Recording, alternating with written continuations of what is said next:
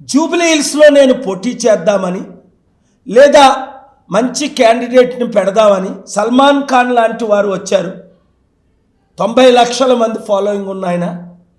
వెంటనే మల్లు రవి గారు పెద్ద ఆయన వచ్చి ఒకసారి కాదు 4 సార్లు, సార్ తప్పకుండా మీరు మాకు మద్దతు ఇవ్వండి, జూబ్లీ హిల్స్లో మీరు క్యాండిడేట్ని పెడితే మీరు గెలవకపోయినా బీఆర్ఎస్ గెలుస్తుంది, కాంగ్రెస్ ఓట్లు నష్టం వస్తుందని పెద్దవారు మల్లు రవి గారు కోరిన మేరకు ఆయన మీద ఉన్న గౌరవంతో, ముఖ్యమంత్రి రేవంత్ రెడ్డి మీద ఉన్న గౌరవంతో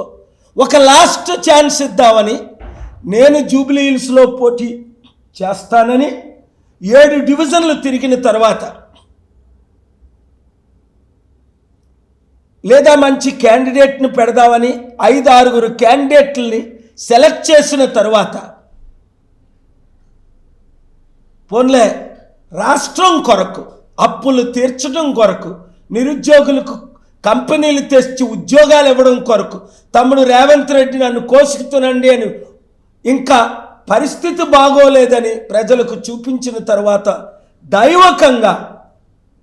మానవత్వ విధానంతో ఈ గత 3 నెలలు ఇక్కడ ప్రెస్ మీట్ పెట్టుకుంటూ వారికి మద్దతు ఇచ్చిన సంగతి ఈరోజు నేను మొట్టమొదటిగా మీకు చెప్తున్నాను.